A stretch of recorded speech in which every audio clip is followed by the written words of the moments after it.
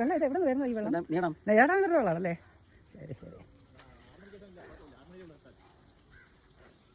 ഈ പാലത്തിന് മുകളിൽ കൂടെ വരുന്നത് ഈ നെയ്യാഡാമിന്ന് ഇതെങ്ങനെ? അത് ഈ ഓരോ ഇതാണ്.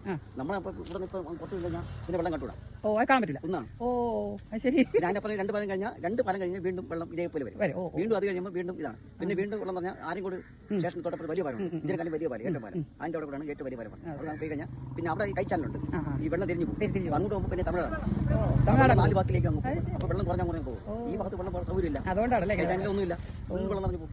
കഴിഞ്ഞ ആഴ്ച തന്നെ ഇവിടെ ഫുള്ള് റോട്ടിൽ മറിഞ്ഞു കിടക്കായിരുന്നു. മഴ പെയ്താ അല്ലല്ല, നല്ല വെള്ളം ഉണ്ടായിരുന്നു. ഇപ്പൊ ഈ ചൂട് വന്നുകൊണ്ടാണ് ഇത്ര കുറഞ്ഞിരിക്കുന്നത് അല്ലേ? അങ്ങനെ ആറ്റ് ഇവിടെ ഡാമിൽ ഇവിടെ ആരും സ്റ്റേഷൻ വന്നിട്ടാണ് നിർത്തലാക്കി രാത്രി 7 മണിക്ക് ശേഷം. ഓ, ശരി. അത് നടക്കാൻ പറ്റില്ല, ആരും പോകില്ല. കാര്യം മൊത്തം കുളിച്ചിട്ട് പോകും. ശരി ശരി.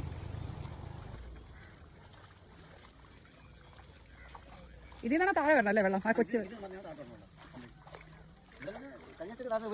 ഇവിടെ എല്ലാം ഉണ്ടായിരുന്നു.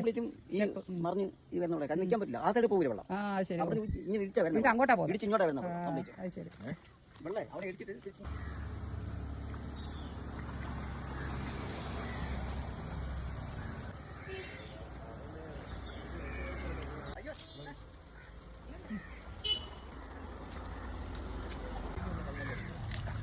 അവിടെ സ്റ്റെപ്പ് ഉണ്ട്.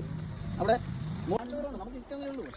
ഞാൻ കണ്ടത് നാട്ടുപുറമാണ്. പക്ഷേ കണ്ടിട്ട് ഭയങ്കര